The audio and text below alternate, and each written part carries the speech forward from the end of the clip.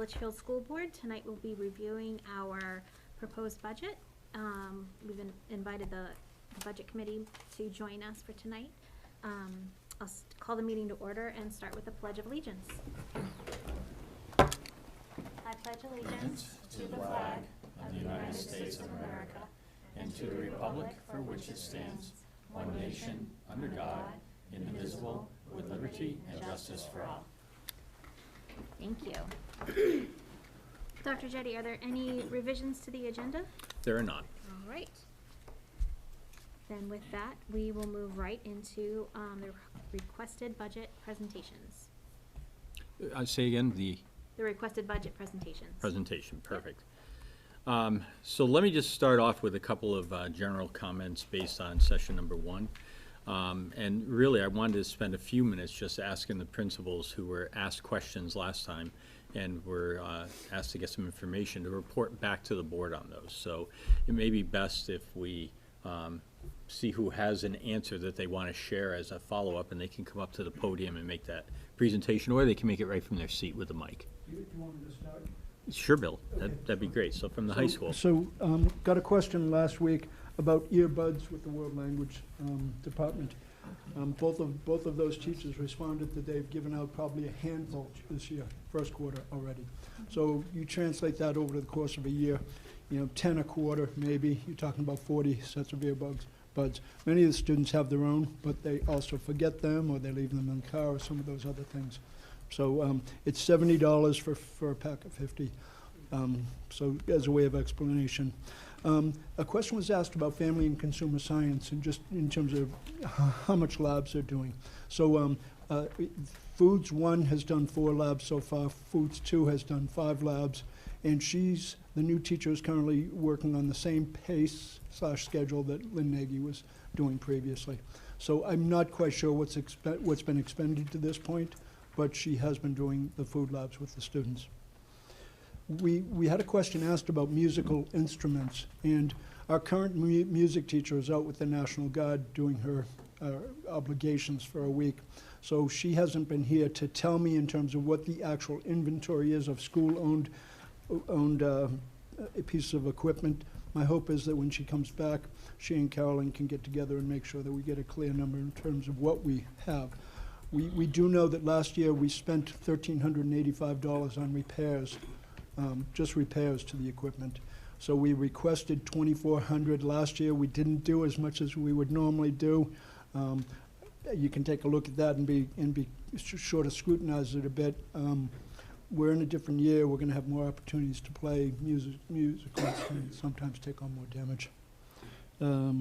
Let's see. Postage, I think Corey's going to deal with that, the postage machine. The question was asked about Project Safeguard. We usually send 20 students about every year. So the bus trip to St. A's and back is somewhere around $300 or so, give or take. We often have done that in collaboration with the middle school, but my understanding is the middle school isn't doing this year. So so the advisor for the SAD students, the Students Against Destructive Decisions, was sort of reaching out to find out, one, if they're still going to do it. I'm not certain about that. I haven't gotten a reply yet on that. A question was asked by one of the Budget Committee members about the science courses that we're going to run opposite years. So it's AP Chemistry and AP Environmental are running this year. Next year, hopefully it will be AP Physics and AP Biology next year. So those would run in opposite schedules. And a lot of that, like with any of our courses, depends upon enrollment, making sure we got a reasonable number of students in there. And then, Mike, I think you're going to talk about 6 blocks, or do you want me to talk about that? I can, or you. Okay. If you have it, yeah. I have it here. So this year, currently, we have 6 teachers who are receiving 6 blocks. One of them is a math teacher for half a year, not for the entire year. So it's covering some large numbers of personal finance classes and students. We have an art teacher who has a half year in second semester. Our art classes, the sign-ups for art were incredible. I mean, they're just really, really strong. So one has a half year. Another one of our art teachers has a full year, okay, of of a 6-block. So it's a half-year course first semester, half-year course second semester, and it's the same thing. Those numbers are really significant in terms of, you want to offer those students the opportunity. We have also a PE health teacher who has 2 6-blocks, one first semester, one second semester. And then finally, we have a math teacher who has 6 classes, so a 6-block all year long, okay? So it comes to, I think, around $41,000, something to that effect for this year, okay? Another question, the final question was about how many students are going to Londonderry Night School and taking advantage of their programs. Last year, we had 5 students who graduated through Londonderry Night School, 4 in the first semester, 1 in the second semester. We also have 3 students who went last year to do the high set over at the upper room. And then we had another total of 48 students who took classes either first semester, second semester, or over the summer. And the enrollment for over the summer usually is at the end of June. So those 48 students took a total of 76 classes. Wow. And that's all about course recovery, credit recovery for those kids. Yep. Okay, and I think I've addressed everything that was brought up to me The last music week. teacher's not in, you said, so I still had a question about PPE. I have Oh. the answer to that one from Carolyn. So High school? for the high school and for LMS, we had a combination. So my only question that I had left to answer was regarding music and music instruments and the cost of PPE. Carolyn stated that she, the high school, and the elementary school were going to be collaborating and taking a look at current standards for music practices, and that's what they have to go on at this point in time. They have to go on what the current recommendations are, which is why we have budgeted high at this point. With the idea that we have increased to add a beginner band at the middle school to kind of boost the program a little bit. We started with a 5th grade band this year, so that is why our PPE number was as high as it was. She said that they will be meeting together with the high school and with GMS to discuss, to make sure that everybody is using the current standard practices based on what I think it's the National Association for Music Teachers recommends. I also have music instrument numbers, because I know one of the questions that you asked was in regards to how many instruments that we have that are school-owned. We have 26 school-owned instruments that are housed at LMS that are shared between LMS and CHS, depending on what instruments are being used in a given year. This year, our school-owned instruments, we have 5 that are being used by students. The rest are currently in storage at LMS, but she does know there are more at the high school that they were going to get together and have a count together when she is back. So, if you can just ask her a question about GMS as far as PPE, only because, again, there's nothing budgeted at GMS. Or do you know? For the recorders? Yeah, and it's the only instruments they any play. music. Yep, so I checked in again, they're gonna collaborate to make sure they're following the standards, but we priced out what PPE would look like for recorders, and we believe that if they do go with that, we should be able to assume the cost of the PPE. Because we looked at, and the range for PPE for instruments ranged anywhere from, goes around $2 for a recorder, up to the flute, which was in the 40s, because it was this multi-piece kind of Yeah. contraption, so Yeah. the price was low enough on the recorders that I may have to make a revision, but we also believe that we could be able to assume the cost. Thank you. Any other questions or follow-up? Any other follow-up from last time? Thank you. Did the board have any other questions that you felt weren't answered? I believe Tara had the question on postage, where it's higher in the high school as, in terms of lease payments for the machines. The machine at the high school is a larger machine, and it services multiple departments up in this building, whereas the machine down at GMS is a simpler machine that doesn't cost as much on a lease payment. So that's where the discrepancy comes in those costs. I did double check the contract amounts with Ann, the accountant, today, so they are accurate in the budget. Thank you. Thank you, yeah. Reading over the 2 sections on the district costs and then the special services for tonight's, I did see there's a significant amount of postage for each of those departments, so it now makes sense. Excellent. So the second point that I wanted to make to the board is really this tax rate history piece. And I wanted to take a kind of a longitudinal look. So Corey always prepares a document that sort of shows historical tax rate history. But remember, it can get tricky because you have the tax rate, but you also have the overall valuation in town. And the value in town has been going up significantly, so the rate has been adjusting. It makes it hard to compare apples to apples because, you know, you're looking at numbers that are shifting over time, and when one changes, the others kind of adjust accordingly. So I thought the simplest thing to do is to say, how much school tax did somebody pay on a $350,000 house in town? So regardless of the value of it, or regardless of the rates or whatever, it's a $350,000 house, how much did they pay out of pocket? And you'll notice the last 2 years, the FY20 and FY21 budgets, we've delivered a relatively flat budget, a slight decrease with the tax rate that was just set within the last couple of weeks. So we saved that person about $7. And if you compare that back to 2019, you can see that it really was a fairly significant drop. And that's as I think the school budget was getting sort of developed by a different team. We have a different board now that's driving the process. We have a different team of administrators and directors who are developing that budget. The first one that even has a whiff of any involvement by me is the 2020 budget, because the 2019 budget was developed and handed to me on July 1st as I came in. It was already done, right? So I just think it's important that we pause for a second and recognize, and remember, there's other things, like there's been additional revenue that's been available and, you know, so forth. So we've been able to get after projects that have been kicked down the road for many years. We've been able to address those and get after them. We've been able to take a good deep dive into the budget, and the bottom line is the taxpayers currently have more money in their pocket for the same $350,000 house. They're shelling out less in terms of school taxes. This also takes out the town piece of it. So this is just what's happened with the school.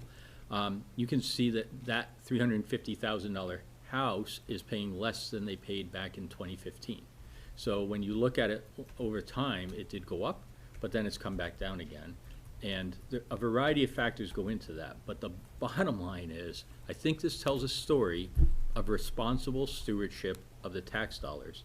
And it's important that we remember this, that this process that we're going through and working collaboratively to develop a budget has really proven itself to be effective for the taxpayers on delivering a good product for them. I'm going to pause for a second to see if there are any questions or comments that people want to make on that.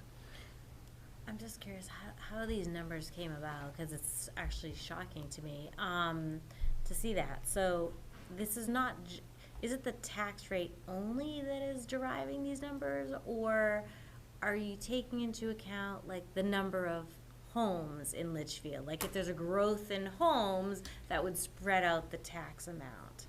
So that's exactly right, Tara. So you add houses to the valuation, and the overall valuation of the town goes up, because there are more people to pay toward that value, right? So, and so in theory, that valuation goes up. The amount you need to raise stays flat, increases, decreases, but it's spread across a wider pool, Okay. right? Now it makes So sense. those kinds of things those are the fluctuations that we don't control. They just sort of are what occurs. And so when you factor all of that in, the question is, and again, the house that was valued at $350,000 in 2015 might be valued at $400,000 today. Recognize that. But on the same $350,000 home, if the value had stayed the same, we actually are taxing less, and we benefit from more houses in town. We benefit from fewer students in town. We benefit from greater revenue coming from a variety of sources. But the bottom line is the school district does not tax and spend by just increasing costs annually, right? Because this is just a school portion carved out to say, what does that look like? And I think it's the cleanest way to look at comparing apples to apples.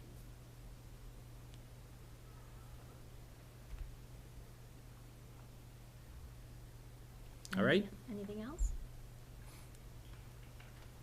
So at this point, I'm going to turn it over to Corey, and he's going to talk the board through where we are with updated budget stats.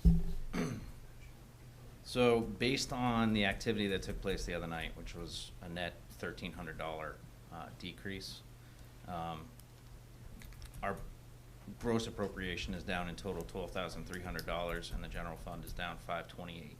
So it really hasn't, percentage-wise, moved. It's a 0%.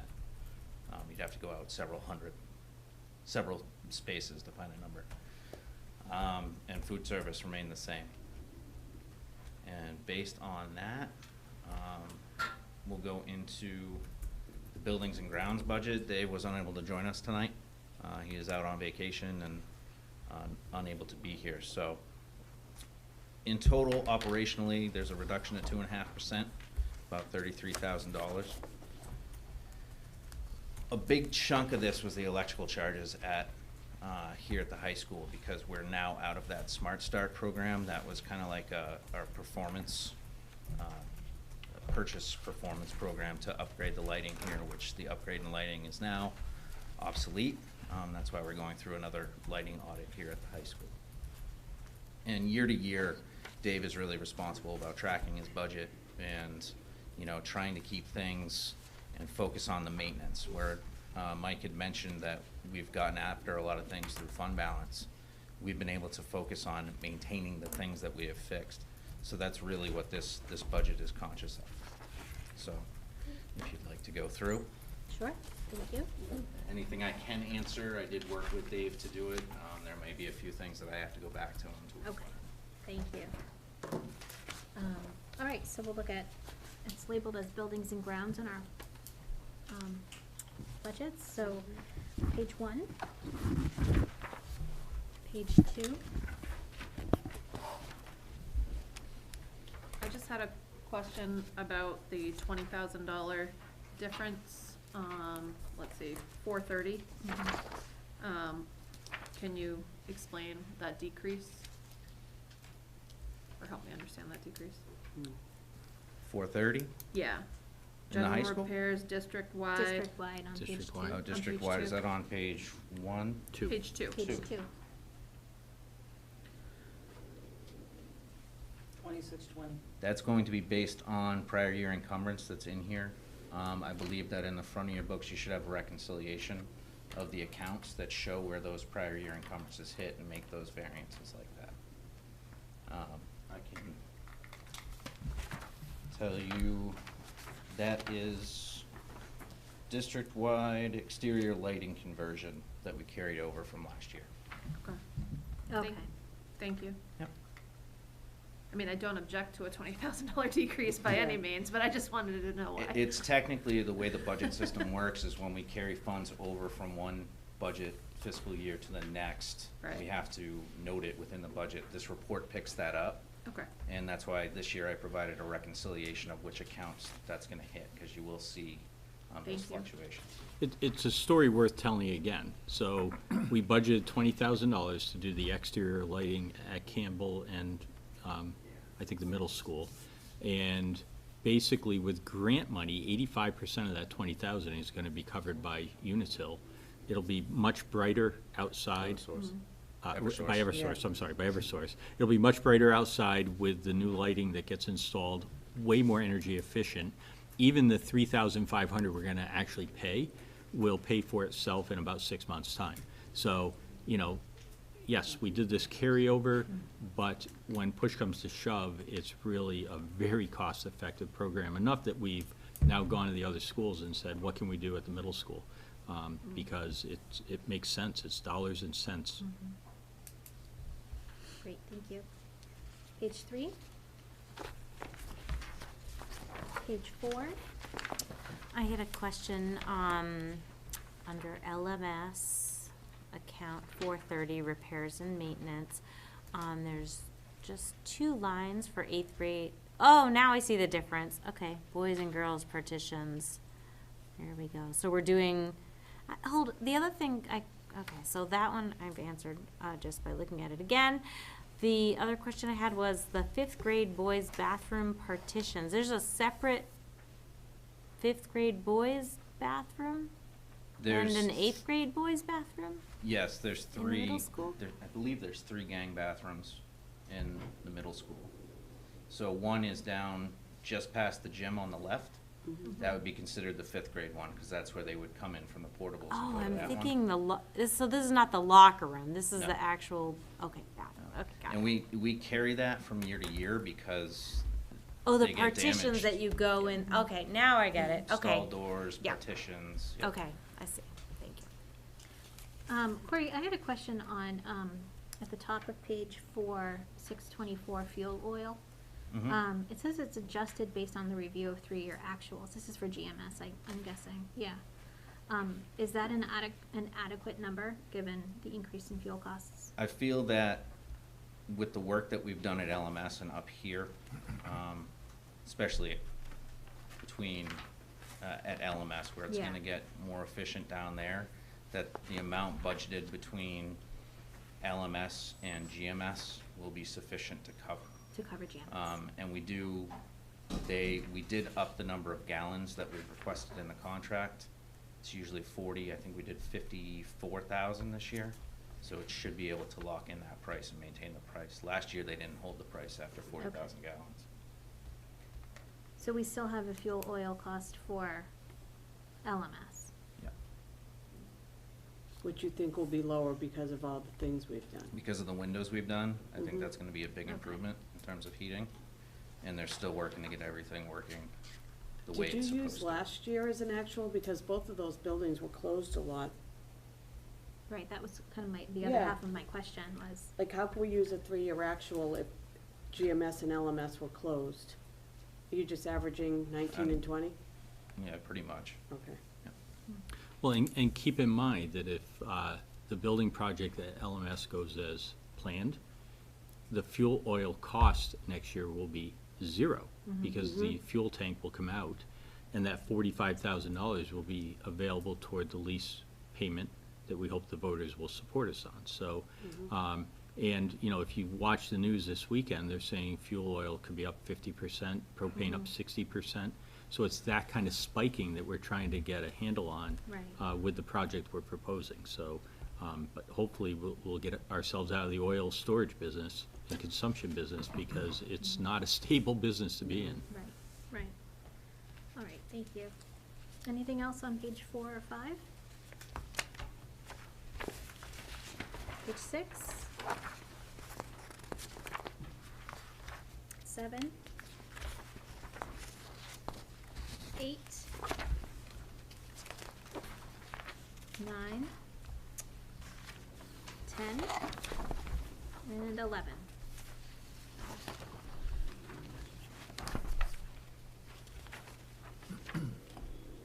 So Corey, just a quick question, the price of salt, sand? Yeah, we were Is- notified by the town of a significant increase.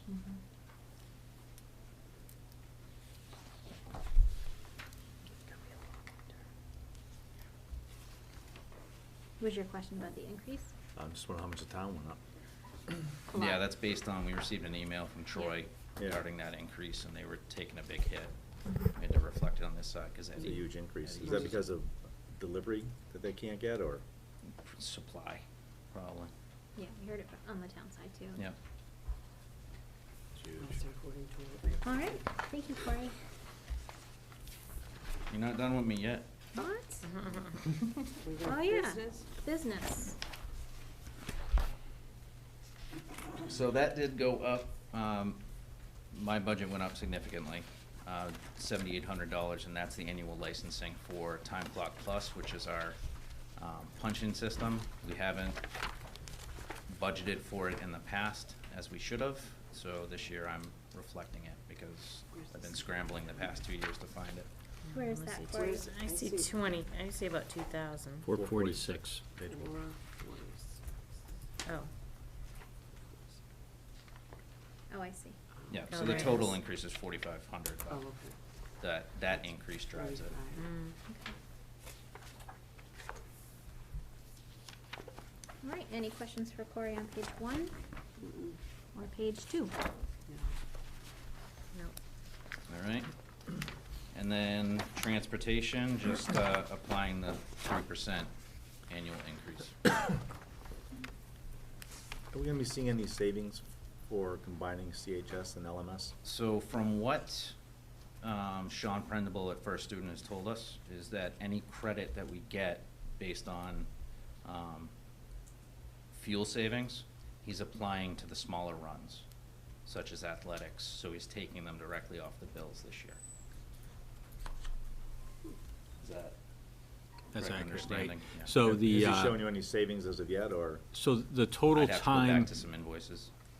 the total time of running the buses didn't shift. By the time the drivers come on, they're guaranteed a 2-hour drive in the morning, so that the time stayed about the same. It's spaced out a little bit better, so it's not as hectic to go from run to run to run. But then the savings ended up being in gasoline, although gas prices have actually gone the wrong way. So they're sort of eroding into the savings of not running as many miles because we're paying more for the fuel. So, and then as Corey said, he's keeping track of those savings. And then when we add a quick run to do this or a run to do that, they're just coming off of that. So we're not getting billed extra for those. It's going against the credit that's been billed. Right, but even though fuel is going up, we should still be just based on gallons, because if we were still splitting CHS and LMS, then they would have to absorb how many gallons are being utilized. So if they're saving, let's say, 50 gallons a week of diesel, I think they run diesel, right? That, I mean, we should get that type of credit for 50 gallons worth of diesel. I thought the fuel surcharge, was it in dollars or gallons? Was it? I believe it's dollars. I thought so too. Yeah. So I think the fuel surcharge was kind of on top of the daily. Let me get back to you on it, Brian. I don't want to misspeak on this because it's important that we get it Yeah. right, but I thought it was, you know, I thought it fluctuated anyway depending upon what the price of the fuel was. Because when they bid this contract, and this goes all the way through June of 2024, even on a futures market, nobody's predicting out that far. So I think it actually converts into dollars because there's a real price of doing business depending on what happens to the amount. So I'd be curious, like. Yeah, it'd be good to keep track of if we are saving saving money doing fewer runs. I can follow up with Ann and see how that's represented on the bills. Okay, that would be great. All right, any other questions for transportation? All right, thank you. Thank you. So I'll actually present from the seat here, if you don't mind. So 2 budgets that I just want to review with everybody. The first is the SAU budget. This is a budget that we use to support the operations of the office. It is up slightly. This shows a 24-22 increase. The key thing is we added the travel and conference budget back in because that had been slashed in last year. So this allows for me and SAU employees to attend conferences as needed. Okay, any questions on page 1?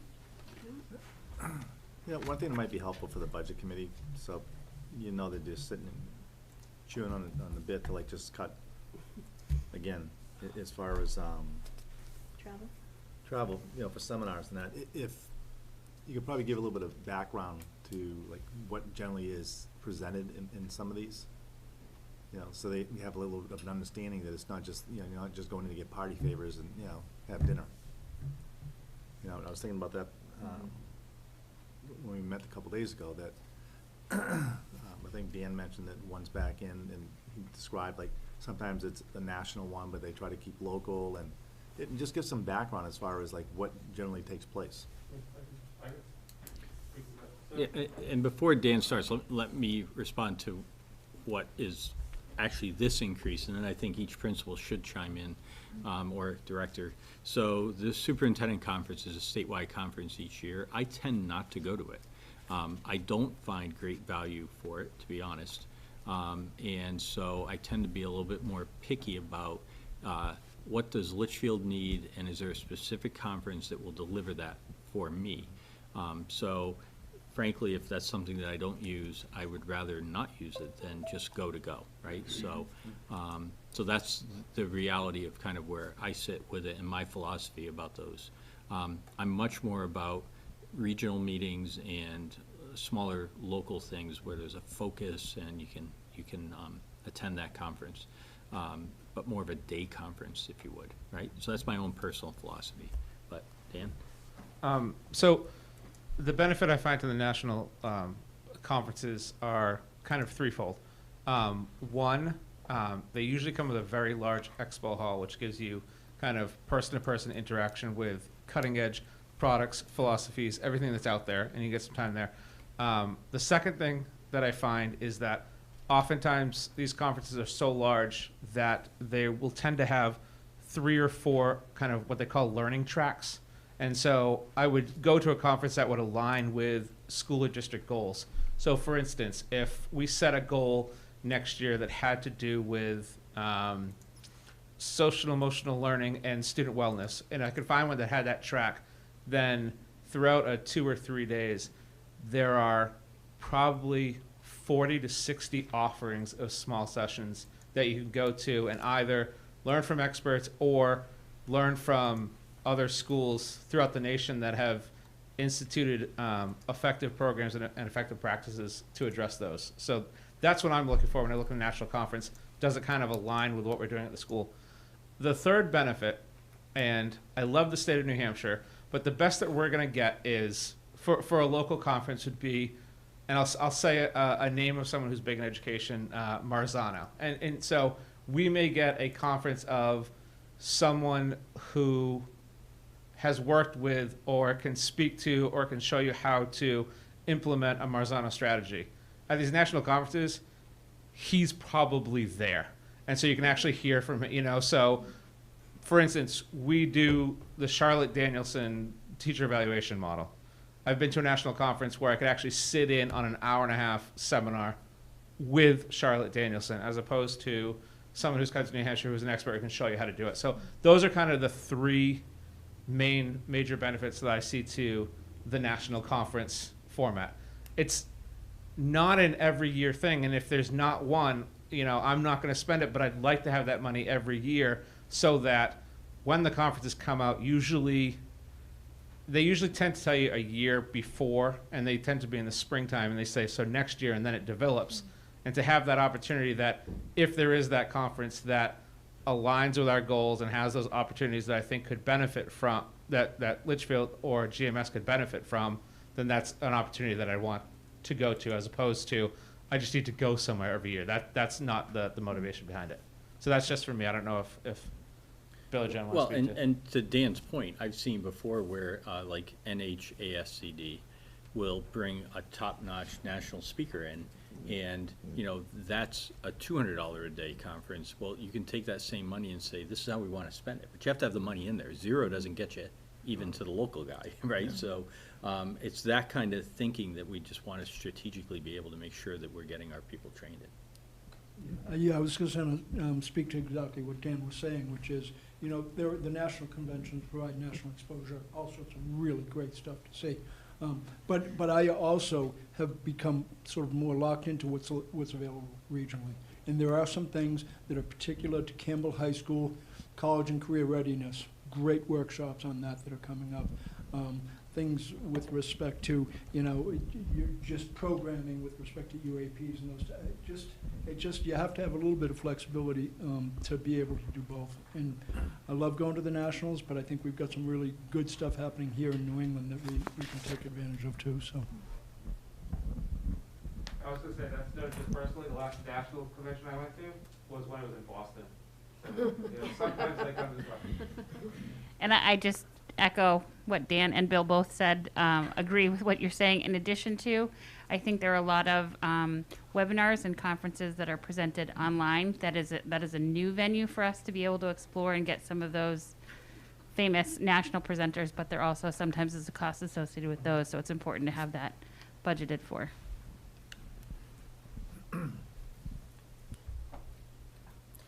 What is the NHSAA season pass? So that's the New Hampshire School Administrators Association. So that's the association that Mary and I belong to as superintendent and curriculum director. The season pass are basically 2 seats to every conference that they run. So, Mary, where'd you go, or most recently? Most recently to the the conference on social emotional learning that was held up at the Grapponi Center. And we've got 2 tickets to go to the Krista McAuliffe Technology Conference, and Dan's got a ticket, and I think Karen has the other ticket. So we're really good about distributing those tickets out. We weren't really good in the last year just because these conferences all went online and they got a little crazy to keep track of. But, I mean, those are local venues, totally aimed at New Hampshire sort of stuff. Corey and I went to the business finance one. I mean, so, you know, that's how we take advantage of those. So basically, it allows us 2 seats at every single conference that they have during the year. So it's sort of like the School Board Association, that season Right. pass, and you can pick and choose, similar kind of thing. Are these virtual too, as well as in person?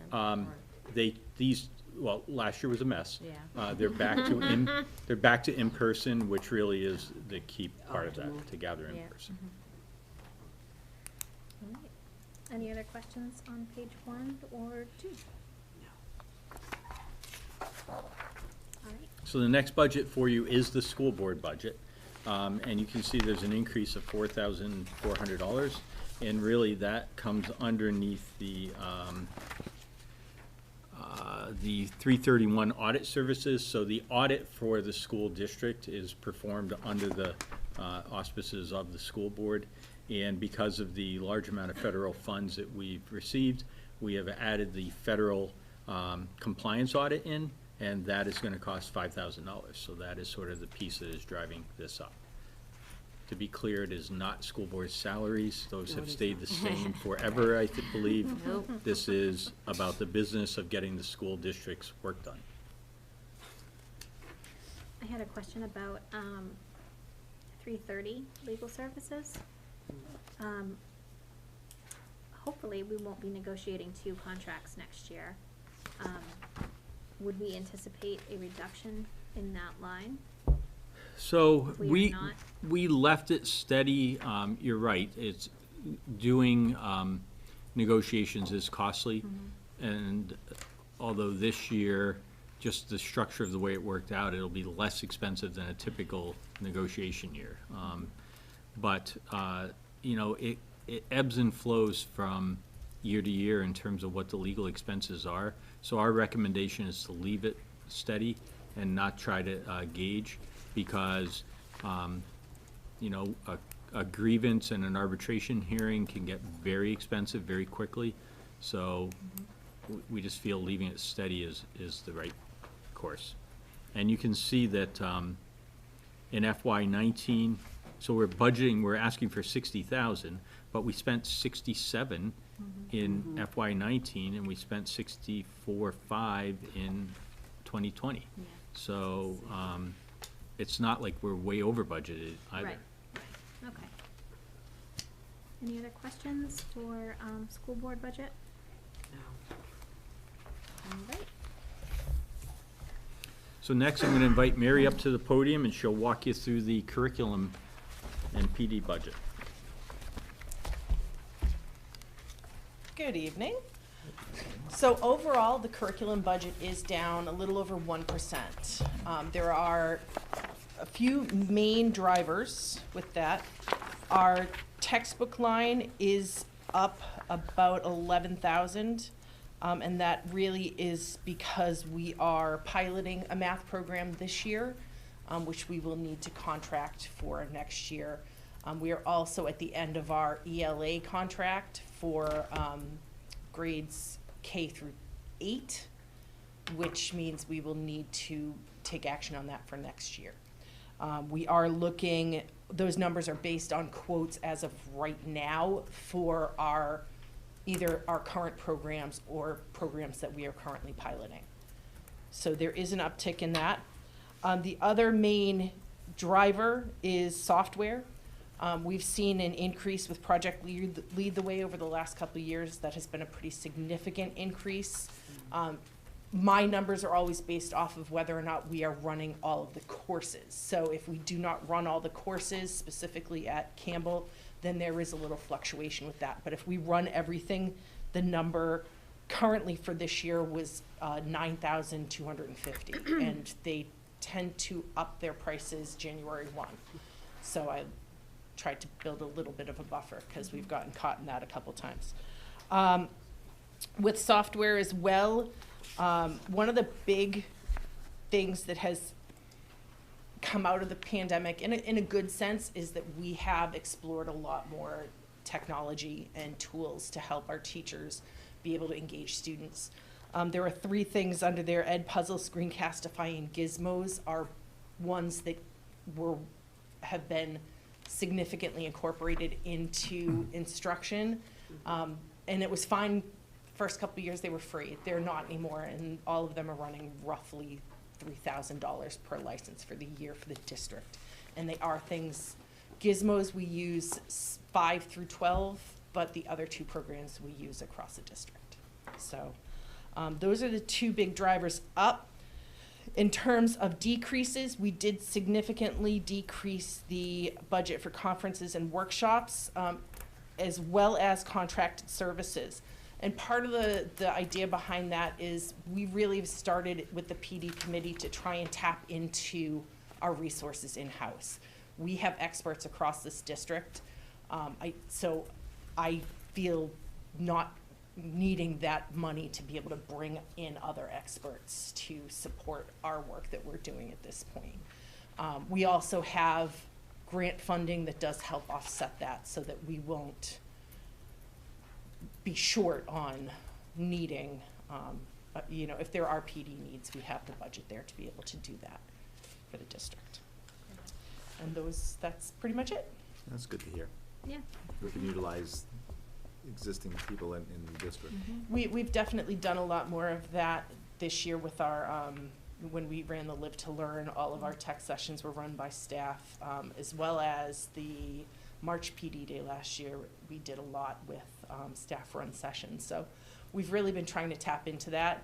I didn't want to push it too much last year because people's stress levels were high, but that has been a goal of the PD committee to try and increase the amount of staff-run workshops that we offer within the district. It speaks well of that spirit of collaboration. Correct. And collegiality too. Yep. That's good. Any questions for Mary on curriculum? I have a couple questions. How do you decide which, I guess I just need help on distinguishing curriculum-based costs versus like Nhsaa and other, because there are some costs that, like, to me, is that considered, that's obviously not considered curriculum, or So- are these just new costs, and then once they're established, they go into the schools So or if they are departments? school-specific or department-specific, yes. So Nhsaa, for instance, the first year we purchased that, it came out of the curriculum budget for LMS. And then after that, it has moved to the building budget. That's not a district-wide program that we use. So anything that I include in my budget that's a recurring program is typically something that is either district-wide or at least in 2 buildings, because there's a price break typically if we are using it, if we can buy a district license rather than a building-based license. Sense. Okay, that's helpful. So then, Project Lead the Way, I know I pointed that out on Thursday. I think it was for Campbell, for biology. So how is that different than this? So I pay for all the licensing for the programs. So we have a license for GMS, a license for LMS, and then course-based licenses at CHS. Along with that, there are consumables and resources that need to be purchased to run those courses. Basically, what comes from my budget is the ability, the curriculum for us to be able to, because it's a canned curriculum. It's not a curriculum that we've written, it's a scripted program. So there's really three costs, because when I think I was asking Mr. Lonergan about it, so you're paying for the licensing, and then I know one of the costs was the consumables, but then I didn't, what's the other But then cost? beyond that, there are the lab supplies as well for all the additional labs and things like that. So ours is like kind of two-tiered. Oh, the labs, Basically, okay, the labs got it. Okay, thanks. Any other questions for Mary?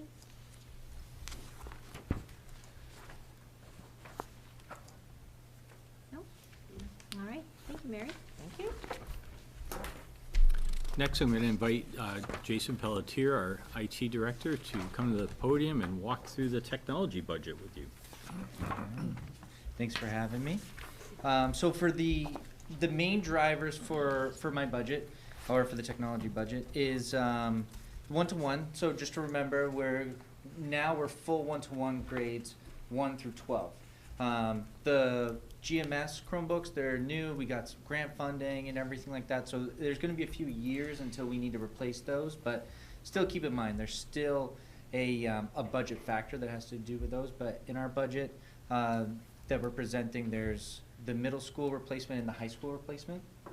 And unfortunately, with COVID and everything like that, the technology costs have kind of went through the roof for some things. They're very unpredictable. So you'll notice that now we're budgeting $300. So the thought process around that is the Chromebook of the caliber that we've been looking for along the lines is about $270. And then we have a license that can fluctuate. Sometimes it's $26, sometimes it's $32. It's kind of market value, who we go with, whoever has the best price. So that's why we're settling on $300 for the Chromebook. The other things that are big for technology cost are computers. So normally I would budget, $650 for a laptop or a desktop. They come out to be about the same, but unfortunately now I have to budget for $900. So before I would go to a reputable reseller and get something that's a couple years off lease, and we get our 5-year warranty. Well, unfortunately, because can't get technology, all of those supplies have dried up. So I have no choice but to go with brand new, and the price is about $900 for something that's adequate for use, especially something that's going to last 5 years. And we're going to be replacing the GMS teacher laptops, so those are up for renewal. So we have those budgeted in there.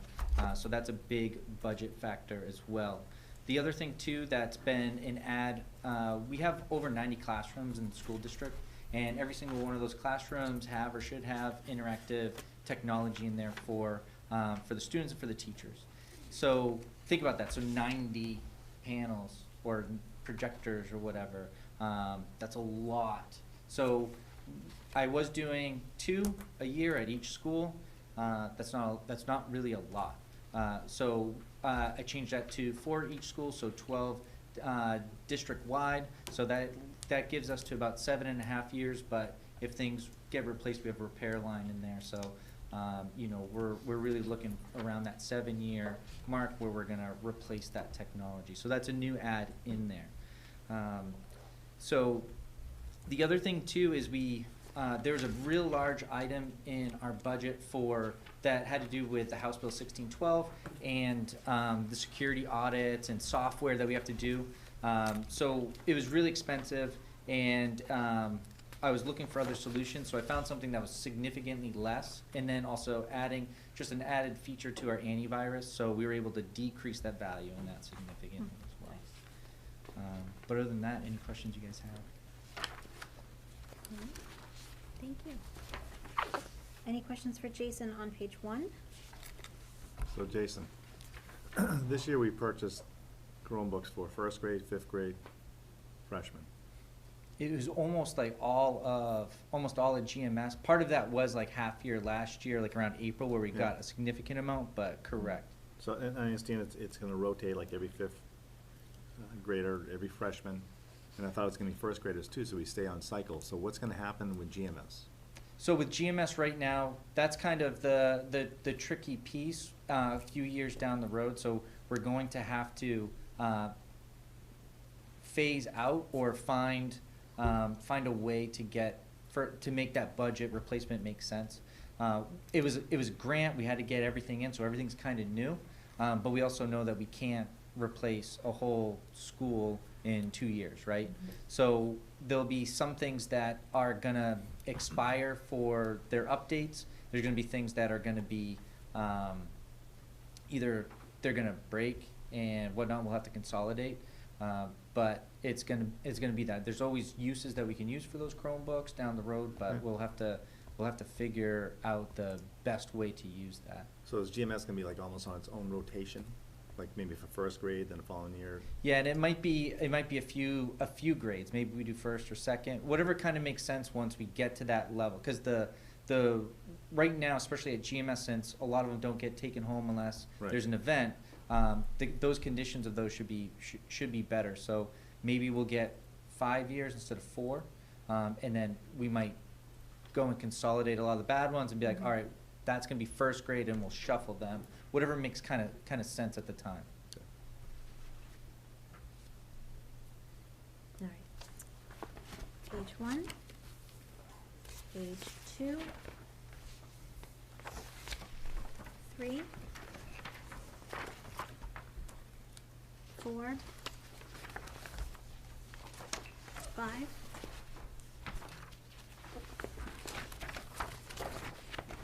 So Jason, in spite of all of those increases, you're showing a decrease still. Is that correct? Yeah, and a lot of it's because of that security tool. We've also, we've shifted a few things here and there. Okay. So the other thing too is there was an audit that we were looking to do every year. Now we're gonna do that every other year because that just makes more sense Okay. to us. So it just worked out that way. Okay, great. Oh, the other thing too, the other thing too to keep in mind Yeah. is the 1-to-1 at grade 5 and 12. Those were, however we purchased those previous years, that might have made it a little bit of a fluctuation in there as well. Okay. I'd like to note on the reconciliation sheet for the fund balance. There was $140,000 worth of technology spend ahead or encumbrance. From last year. Yep. So that's where. So why that's we're in gonna here see a as well. decrease. Okay. Great, thank you. Thank you. Thank you. Thank you. And then the last speaker tonight is our Director of Special Services, Devin Vandersky, who's going to walk through her budget with you.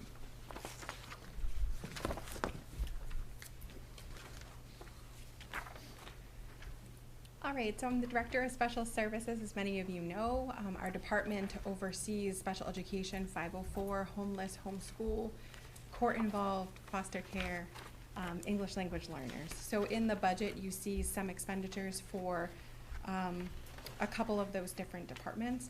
Overall, the budget is down, probably around 4.5%. So made some cuts based on what was submitted to me, so it is tight already. So we have currently 243 students with educational disabilities that are supported by this budget that we're creating now, that will be not implemented until July 1st. And we have about 149 students that have 504 plans. So some of the costs are incorporated in this budget, but there's also some costs for 504s incorporated in the building level budgets as well. So you will see that. Overall, professional services, there is an increase that is based on change of student needs, but then you'll see that tuition and transportation, there is a decrease in both of those lines as well. In the human resources slide that were presented last week, you did see a request for 2 additional special education teachers, one at LMS and one at CHS. I know it said GMS, but it is not GMS. It is CHS. And the reasons for those is I have to strategically look at the programming that we're providing to our students and be thinking about long-term and the students that are coming through. So I'm going to be seeking additional program approvals for self-contained programming. With those, there are its own set of requirements. So we have to have a specified teacher for the programming, certified in specific areas. And by doing so, it's going to maintain students here within the district. So it really is a critical need. From my perspective, it is not something that we can put on a warrant article, because I understand no means no, but this is to meet the needs of students with educational disabilities and in IEPs. So I'm not sure how, there's a little bit of a rub there, because once they say no, I can't not meet the needs of our students. So that's why the request is there for those two positions. The intent is to hire one of the special educators at the middle school this year. That was talked about previously, so the ask would be to continue that into next school year with the creation of one at CHS. Devin, can I ask a quick question about Sure. that? Is that because of an increase in the number of students, or just a change in the programming that we're providing? I don't know how much you can go into detail there, but. Yeah, so I think that needs of students change over time. So although we have roughly the same number of students year over year for the past number of years, what the services that those students require have changed. So kind of looking at long-term and the programming, we are going to have to shift the programming that we're providing to meet the needs of the students. So are some of the services these students receiving out of the district right now? I thought that you just said that, so I'm just curious, is there going to be a cost savings for doing it in-house? So over the long term, there would potentially be a cost savings. One of the reasons why I'm asking for the additional position up at the high school is because I'd really like to create our own homegrown transitional program. So rather than contracting out in the long run, that'll take some time, but that'll eventually be a decrease in services because we'll be able to organize and provide the services in-house. We contract for a variety of services, so I don't see the need of those services changing. We still have to provide those. But in terms of looking ahead, I have to kind of think of what programmatically we already have that can meet the needs that are coming up. And if we don't have what may meet the students' needs, we need to create it. So I'm trying transitional to- program is from like graduation? It'd be 11th on? to age 21. Okay. Yeah. Brian, if I may, to your point, so if you look at it's right on page 1, but the 569 out-of-district tuition line.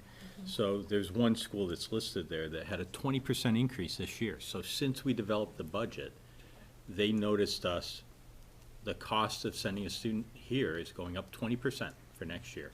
And we had to absorb that into the budget. So those are the kinds of unknowns that, we have to be flexible to. And when Devin and I discussed it, that's for one student to access the program. And, if you want to send a second student, you're now also up 20% for that second student. Versus if you build the in-house program, your ability to have it resolve needs of multiple students is much greater.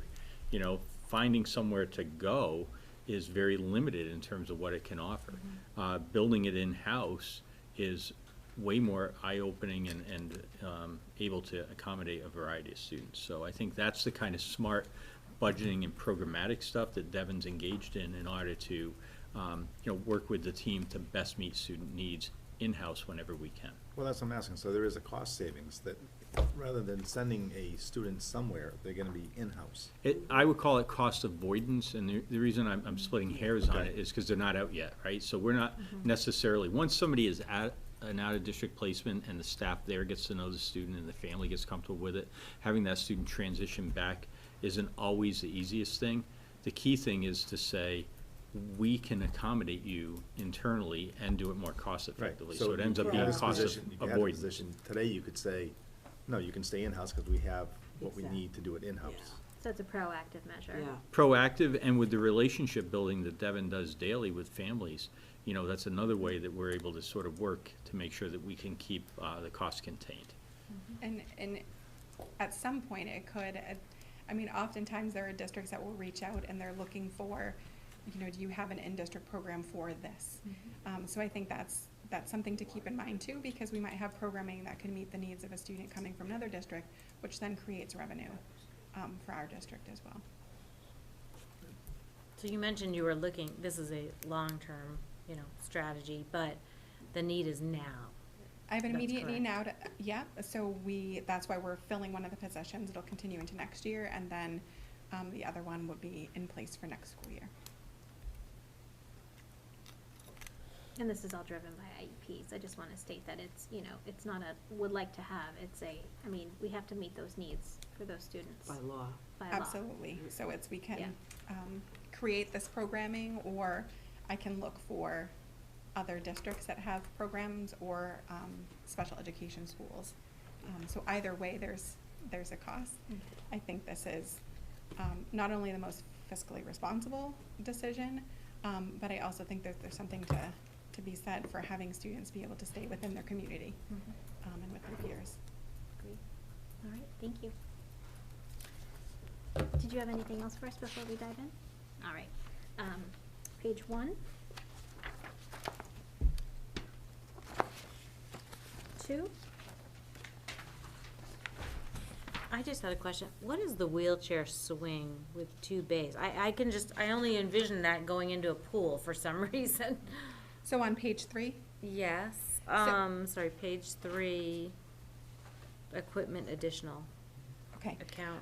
So what we're looking 734. to do is create, more accessible, playground options at the elementary school. It's a swing. Looks like, it's a swing. It's a Okay. swing. Yeah. Oh, I've seen okay. them at other places, The one yeah. we looked at, it says 2 bay, because one is a platform, so the student, a child can stay in the chair, roll onto the platform and swing. And the other side is for The other one is a peers. transport, so they could sit, and it's in a kind of a semi-prone, position, and then they could safely harness in it and. That's one option. The other option that I was looking at, which I really like, is, so there's a section for the wheelchair, but then on the other side, so it's sort of a swing, but they have to create the motion. And so it kind of goes this way as opposed to this way. And so peers sit on the other side. Nice. So it's, yeah. Peers, you said. I've opened Peers. up one. Yeah. Oh, okay. Is there a need for one of those right now? Yes. Okay. Anything else on page 3? Page 4. 5. 6. 7. Just go back to 6 for a moment. Yep. Just if you can explain the decrease in 325. Testing protocols. Testing Testing protocols. Oh, every year the school psychologist will look at their current stock, where they're going with assessments, so this is the need for this school year. Okay. All right, 7, 8, 9, 10. I just had a question here. Let's see, account 534 postage. I'm just looking, $2,500 in postage, which I just compared to all of Campbell High School, which is 2,000, and I'm just wondering, like, I'm guessing I know, obviously you mail a lot of things. that's a big increase But I in- didn't know if, in today's day and age with technology, and I'm sure all of it's sensitive information, but, is there a way to password protect things? Like, I've gotten stuff from my accountant password protected, like, are we doing everything we can to be able to offer these digitally to people? So we certainly offer options to parents on how they want to receive the things that they need to sign. It's, on the other end, it's the printing out of the documents that sometimes is a hindrance. So we do need to send it, because we're looking for original signatures, so we're not We looking need for a signature. electronic signatures. We're looking for DocuSign, just saying. I'm not gonna say it. No? I like paper, especially, I send home report after report. I send out at least 6 manila envelopes per kid. And I think manila envelopes cost a lot, because people want a paper trail. So we do there are some Not me. limitations with I know, I'd rather we're- have it digitally. There are some limitations with respect to what the state will accept in terms of the signatures. I know that they're working with the creator of the system that we use, PCG, and looking at it. Right now, there's one option for one aspect in the Oh, that's system, not which helpful, absolutely yeah. makes No. no sense. Right. So we're continuing to forge ahead with what we've always done until They figure it out. Sure. Okay, thank you. Page 11. Yeah, right. Any other questions for Devin? Awesome. Thank you. Great, thank you.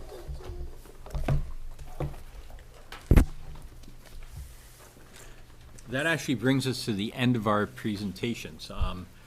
I hope you see that the team has worked really hard to deliver a budget that we think fits into the overall picture of the kinds of things that we're hoping to accomplish as a board. You know, we have building projects that we're trying to get after. We have collective bargaining agreements that we have tremendous faith in being able to deliver on warrant articles so that we can keep and retain our high-quality staff. So, you know, with the big picture of all the things that are going to go forward, we felt it was important to deliver the most responsible budget possible. I want to just talk in generalities because as a housekeeping piece, there are the two special ed requests that we have not put in the budget. They're not there. And we did take reductions in the budget based on staffing. So based on staffing needs at Griffin, we are predicting to be down 2 teachers, and we've pulled those 2 teachers out of the budget, delivering those cost savings. At the middle school, we are predicting a reduction of 2 staff members, and we have pulled those 2 out of the budget. And at the high school, it was fairly challenging to figure out where they would be, because it's all gonna depend on what the final course numbers end up as this spring. So we did a general reduction of 2 staff members at the high school.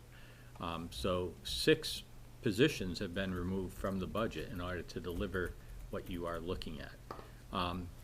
We're asking to add back in 2 of them, specifically at LMS for special ed, so it would be a net reduction of 1, and 1 at the high school, which would also be a net reduction of 1. And I think the board understands the programmatic piece as to why we're asking for those 2. We do not feel they need to be warrant articles. In fact, they shouldn't be warrant articles because these meet student needs, and they're driven by enrollment. They're driven by who the students are and what they need to get the best education that they're entitled to. And so these are not additional asks.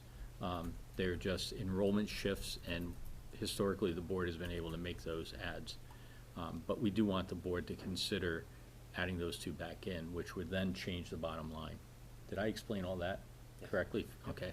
Make sure, check with the business guy, make sure I got it right.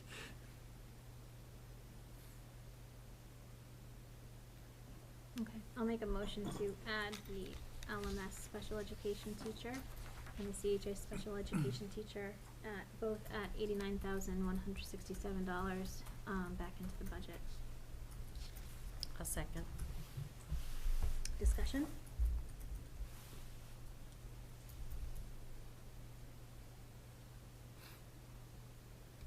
I think it will provide a savings in the long run by not outplacing students. Yes, keep it in-house. Any other thoughts or questions or? Well, I also presume, I mean, this is a we're looking long-term, but I also presume on the other end, if we come out of this and we don't need these ultimately in several years, I expect that it will go away. You know, it's not a forever thing. It's no different than any position right now. What? It's no different than any position right now. I mean, look, Right. you're cutting 2 at GMS, 2 at LMS, 2 at CHS. And I hope the board understands that that's not easy stuff to do. No. We're fairly confident with no guarantees on it that natural attrition as people come and go from the district, so it won't be, it won't impact an individual, but there's no guarantees. We might have to follow the rules and, you know, have a conversation with somebody about their position. But this team is also willing to do it. We're looking at enrollment. That's what's driving this. I mean, the number of students coming to Litchfield schools is down, and so we can't continue to maintain the same staffing. And so we're willing to examine that, and we're willing to come in with, in this case, it's almost like a shift. We need less of that and more of this. And so by adding it back in, you're allowing for the shift that's occurred in the population to be honored. So long answer, as I typically give Tara, to, of course, we're going to continue to examine it every single year, very closely.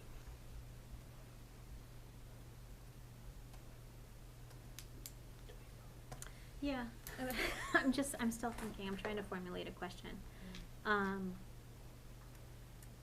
I know last week there was a few members of the budget committee who were asking about whether or not this would be on a warrant and how many students would be affected, and this is driven by a certain number of students. Do special educators have a required caseload, and is this in response to that? I don't know if you can answer that question, but I think that kind of information would help us out a lot. When you think of special services and the different types of programming that can be provided, there are two types. Well, there's a couple others, but they're relative to preschool. But there's two types of programs approval. So it's resource room and then self-contained. Those are the two different types of program approval that one can obtain. When creating self-contained programming, you have to have a designated teacher for that program. So you can't have a teacher that teaches self-contained programming, but then also services students in a resource room model. It has to be its own entity.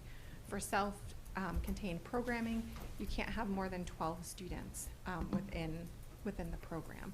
So that would be the cap. So moving forward, even if we were tuitioning students in, we couldn't exceed 12 students in the program. When looking at overall cost, so if we look at, if I had to outplace a student at $120,000 for tuition and then another $36,000 for transportation, that's the cost for one student. So even if I'm creating a program for one student, initially, I think that the costs are pretty comparable. And then, as more students come in, it's a huge, what was the word you used? Cost avoidance. Cost avoidance, okay. And I tend to never disagree with Devin, but I'm going to point out it's less expensive, right? So is, yeah. if you're doing 120 plus 30 for transportation, first of all, you're avoiding the whole transportation piece by having it in-house, and we're asking for less than 90 for the educator. And so it's actually more cost-effective to build it. Even if only one student ends up accessing the program, you still are saving money that compounds annually. So I don't believe it'll only be one. I think once we have it, we'll be able to figure out how to work within that. And when Devin's talking about school approval, I mean, just for reference, we're talking state approval. We have to apply to the state, and they have to come in and say, yes, you have permission under all the ed rules that we have to operate this program as designed. So it's a complicated ask, but we're willing to take that, and I think in the long run, it saves money. Then we'll get initial 1-year approval, and then there'll be an on-site visit of the program to approve it for longer term. Okay, and you have space? Yes. Okay. Well, the high We're working school, on it. yes. Yeah. Okay. So part of the reason, the high school has the space available.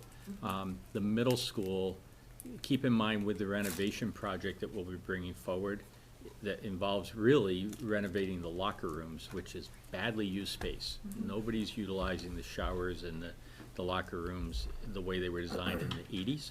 And so redesigning that space will capture the special ed space that is important for the programmatic piece. So, all the stars are kind of aligning to make all this work out.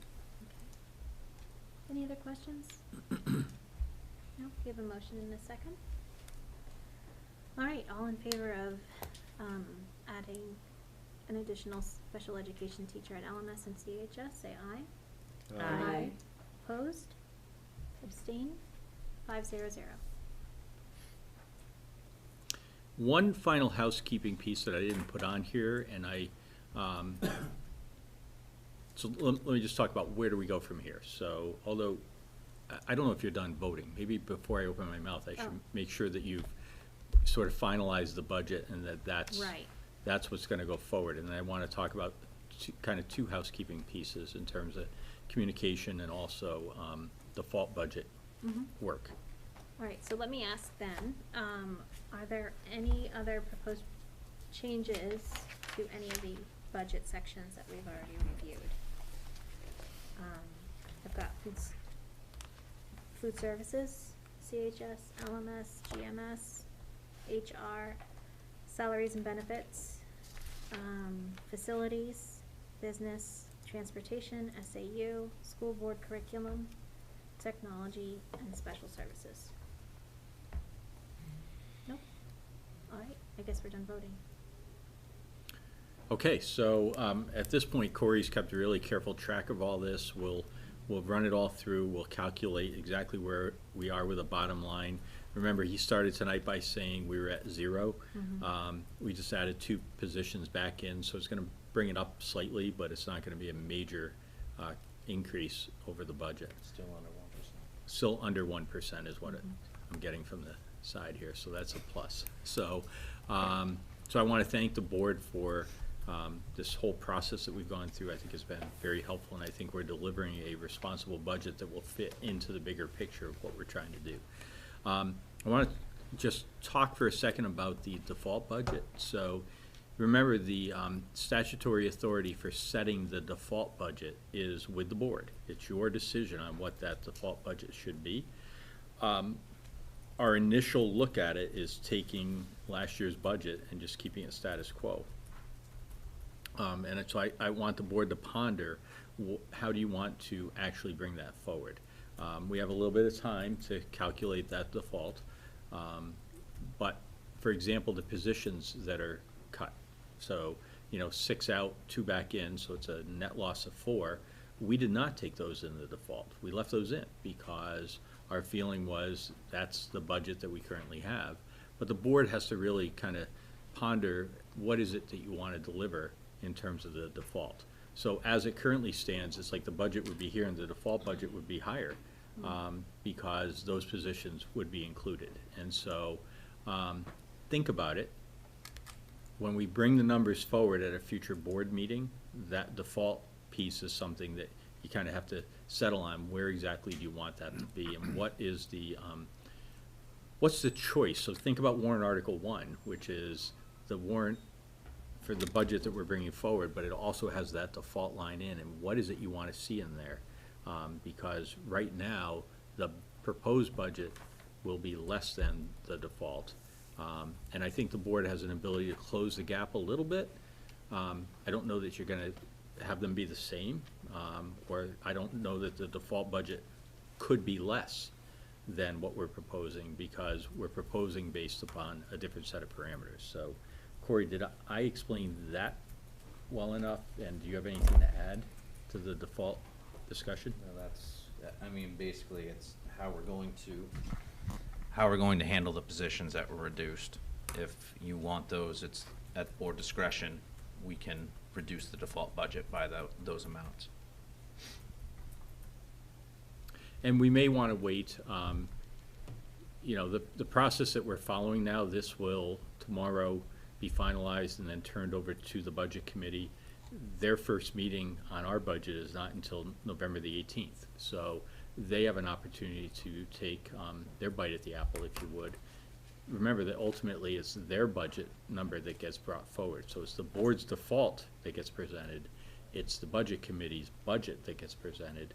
And so, waiting to see how this whole development process plays out over the next several weeks may make some sense. But I just want to say it up front so that the board's thinking about where we are. And as you watch what the budget committee now does, you can be thinking about what that impact is and where default lies. Corey, we haven't received any updates from for health benefits, have we? Not yet. We're expecting that next Monday. Okay. We have a meeting next Wednesday, is that true? 17th, okay. Yeah, so we should, so if everything works as planned, the 15th we'll get the final health insurance amount. We can make that adjustment. You know, and we think it's gonna go down a little bit, but that's a think. There's no guarantee on it. But we'll come in on the 17th with that adjustment also. And actually, that's the last major piece that we're waiting for. There's that piece, and then also on the 15th, I'm expecting the adequacy numbers from the state for revenue. Okay. So that makes a big difference as well. But we can begin with the budget committee on the 18th with, here's what we've done. These are the last adjustments that we've made. So Yeah. it truly is then in the budget committee's hands, which is, you know, it'll be accurate and up to date based on where those numbers lie. Okay. Was gonna turn it over to the budget committee for questions or input. That's perfect, yeah. Okay.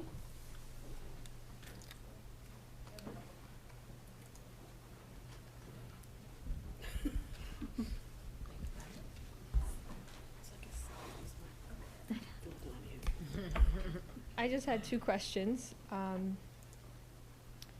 One, as far as curriculum goes, you had said that the software that's under the curriculum is district-wide, Correct. right? And so I only have kids in elementary school, but I'm not familiar with some of these, so I'm just wondering, you said you had bought them for a price break, but are they actually being used across the district? They are, based on our numbers and Okay. what we're seeing, yes, they are being used. I don't know, honestly, I can't speak to Ed Puzzle specifically at GMS. I don't know how much it's being used. I do know some teachers are using it. Okay. And so I would much rather have them have the option to, and we're continuing to provide training. Mary, Okay. can you explain what Screencastify is? Because I think a lot of educators use that Yes, last well, year. I do know Screencastify is At one GMS. that is being used, across the board, and that really is, it's basically a way to be able to talk through whether it's videos or, PowerPoints, and just to add additional teacher-led discussion through it, and as well as, I don't know exactly how they use it at GMS. So yeah, a lot of the software that, or the websites or tech that's put into Mary's, it kind of creates availability, and then from that availability, it gets usage at the classroom level.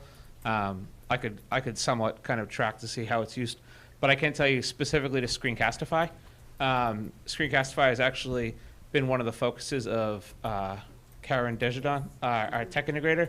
And so one place where it was actually used, and I know this doesn't trickle down to the lower grades, but she used Screencastify as part of the Scarecrow Jamboree. So I know last week I spoke to the board and presented some of the changes. So students created the Scarecrow story, and so then displayed on the wall, she had created QR codes, and those QR codes went to Screencastify recordings of the students kind of walking through their work. So it gives, Screencastify allows students to record, do voiceover, computer screen. And so while Mary's budget creates the availability, then the usage is down at the grade level. And so that varies, but if you want specific usage, I could track that Okay. out for you. Yep.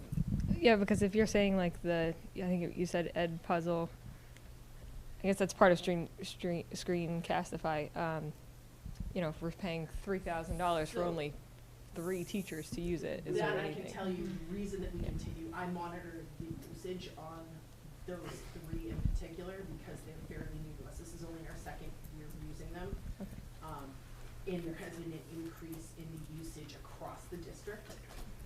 I don't have the breakdown by school, but I do know that it's cheaper for us to have the full license than just to do 2 individual school licenses. And we So the definitely, our bottom line usage- price yeah, is less our expensive. Okay. usage at LMS and CHS for both of those is significant. Okay. Again, we're getting more and more of it into the elementary school, Mhm. but that's sort of how I look at that as to whether or not they continue in the curriculum budget. Okay, I just want to make sure we weren't falling into the trap of, oh, but each license is less expensive, but you're spending more at the bottom. No. And I can tell you a lot of these, when you stage up the pricing, it's dramatic. Like, for instance, it would be like, just for instance, like $100 for one class, $200 for two classes, $350 for the whole school. And you're just like, okay, at that point, spend the $350 for the whole school.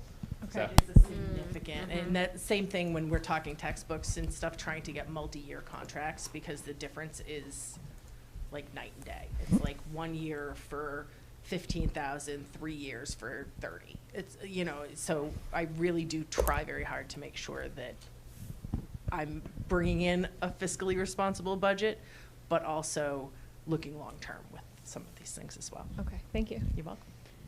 And my other question was in regards to the special education positions. So you're being proactive in adding these positions, and I know that there will be savings in transportation and tuition to other places. Are there any specific lines that you can point to in this budget right now where, say, you said it'll be a couple years maybe down the road that some of these kids are moving up. If they needed the services right now, how much would it have cost them each year with the position that you're trying to replace the tuition and the transportation costs and everything? Can you give us any hard numbers? So I think with the addition of the position specifically for next school year, I think I don't have out-of-district tuition included because of the creation of the position. So if the position wasn't added, then I'd be asking to have additional funds added to the out-of-district tuition line.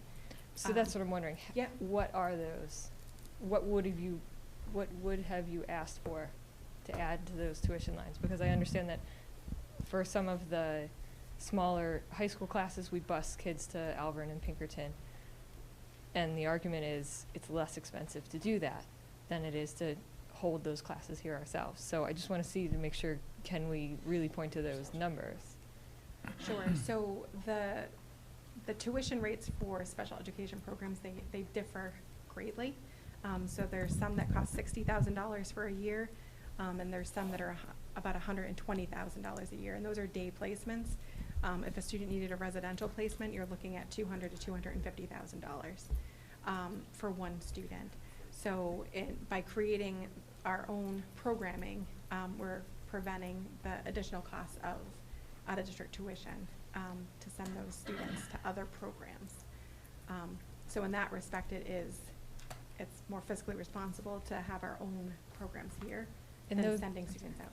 And those kids have not reached the middle school and high school level yet. And that's why we don't see a line that says we don't need to do this anymore because we are creating this position. And then with respect to the program at the high school, right now we tuition out or contract out for services to assist with vocational and transitional programming for students that we have until 21.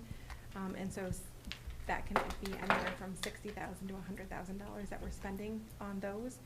So right now those costs are included because I want a year of building the program and making the connections in the community with potential employers and so forth before I can reduce those. So hopefully next budget cycle we'll see a reduction in that area because we have our own programming. Can you tell me exactly which lines So those are? page 1, it's professional services at the top. Okay. And so if you look at, towards the bottom. So if you look at under 569 transition services, right now there's $59,535 budgeted. So ideally next go around, once we have a year to build the program and make the connections, I would be able to take that out as well. Entirely. Entirely. Okay.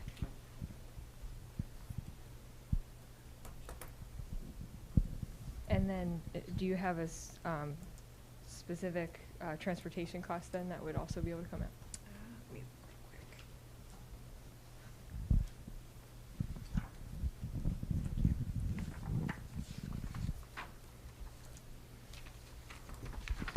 quick. Not specific for that, no. The transportation costs I have specific are to the 2 out-of-district placements that we utilize. But you would expect to be using more of those, you're saying, if we don't have positions. So right now, in those costs for any contracted provider, there's tuition factored within. So we may see a slight increase in transportation because we're providing then our own transportation to get students to different work sites and so forth, so. Okay. Is there a rough idea that we can get for how much that costs per student? Like if this line is taken, if this Easter Seals transition services is taken out, is there like a rough estimate about how much that would be to save on transportation? Maybe that's more for There wouldn't be a Mr. savings on Isbergier. transportation because that service provides transportation So that's for the included. students. So it is Okay. included. If I could just for a second, there's a complication when it comes to special ed transportation in the fact that first student can't always provide what we need. And so the rates are all over the place, whether you're going with Durham School Services, which provides transportation, Easter Seals, different transportation, charge different rates. And you're not always able to get it. So and ride sharing, which I know is brought up frequently from year to year, that's also very difficult to get with other districts, so. Is there a way to get kind of a ballpark estimate of what kinds of savings we would see in out-of-district placements and transportation with these positions? I really think it's kind of too soon to tell on that. Yeah, I know. You know, that's, my crystal ball's not that good. Yeah. Okay. Is that what you were getting at, Kate? Yep, just to see if there was something that we could then cross out next year, Right, you know. right. So, okay, thank you very So much. like I stated at the beginning, right now, the tuition cost to send a student out is not included, with the hopes that we have this position. So if we didn't have the position, then I would need to find a placement, which means I would be adding in, let's say, $120,000 back into the budget. That is not already included I in see, here. okay, so it's not in this year's budget at all? Right, Right. because I'm anticipating being able to add the position. Okay. So then we would not need an out-of-district placement. And you would have budgeted 120,000 Correct. for it, and can we get a 3-year average on, or, I'm sorry, past years, or I guess that won't help because it's special education, the past spending. For out-of-district placements? Yep. I can look back to see what we spend, but I did track, I went back probably to 2011, 2012 with the number of students that have been placed out of district. So at a high, we had about 14 students that were in out-of-district programming, and at this time, we have 3 students that are in out-of-district placements. So we have really Do you know worked what hard that to- cost is for the 3 students then? The current year cost I'll have to get you, because Okay. the costs in here for that placements are this year's rate plus an additional 5%, because in rate setting, they can increase about 5% a year. Okay. So I can get you the cost for this year. So without these positions, we would have had an additional 120,000 line, plus this 60,000 for the Easter Seal services. And that will come out in the long run, that one, yes. Right. Yeah. Okay, so that's 180,000 total would have been in here. Yes, and then depending upon where the student would be attending, there'd be transportation costs if it was a different school other than what's listed. On top of that, okay, thank you very much. Kate, I just want to punctuate because Devin said there were 14 and there's now 3. So it's not just 120, it's 120 times 11. Right. You're talking $1 million, over $1 million, right? So again, that's scale, and that all depends on, are they all going to $120,000 placements? You know, there's a bunch of factors that go into it, but it's that kind of smart programming and building internally that is really cost avoidance. It's hard to say, cross that line off.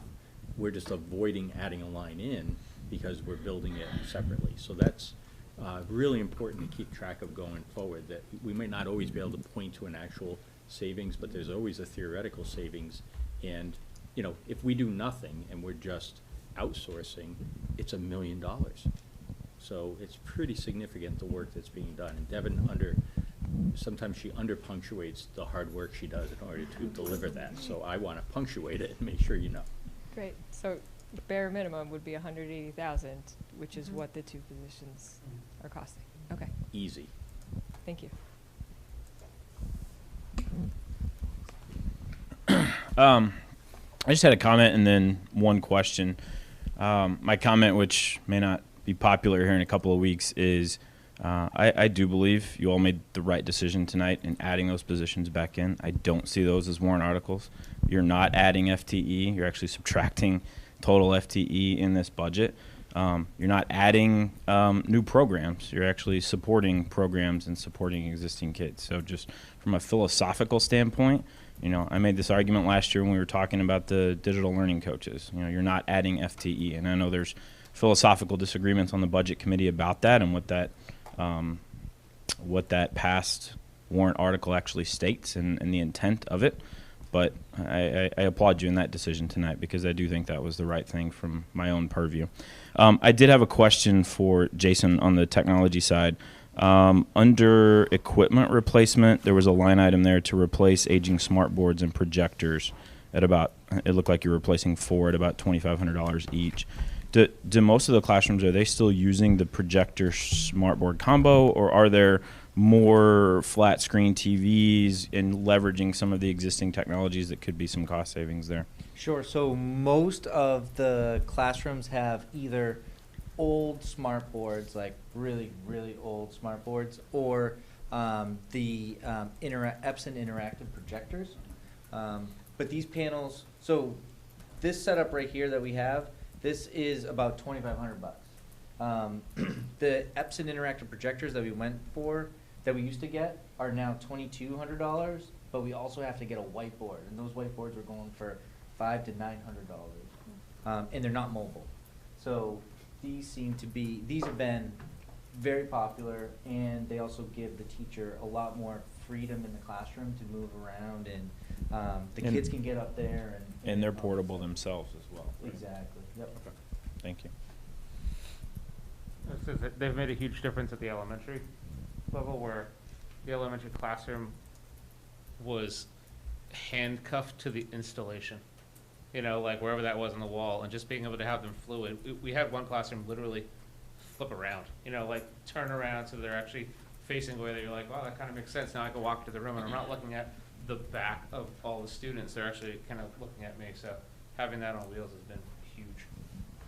A non-monetary benefit, but a huge benefit nonetheless.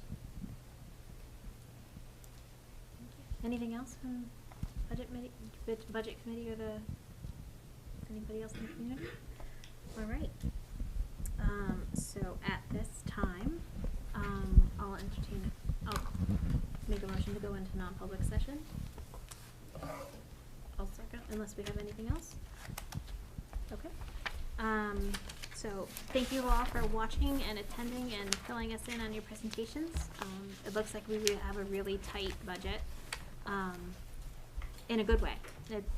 Seeing those reductions is really, really eye-opening, and I appreciate all the hard work everybody's done to put this budget together. Thank you. So with that, we'll go into non-public session according to RSA 91-A:311 A through C. A, the dismissal, promotion, or compensation of any public employee, or the disciplining of such employee, or the investigation of any charges against him unless the employee affected, 1, has a right to a meeting, and 2, requests that the meeting be open, in which case the request shall be granted. B, the hiring of any person as a public employee. Or C, matters which, if discussed in public, would likely affect adversely the reputation of any person other than a member of the body or agency itself, unless such person requests an open meeting. Brian? Yes. Liz? Yes. Tara? Yes. Heidi? Yes. And I'm a yes. With that, we'll go into non-public. Thank you. Okay. Hypothetical.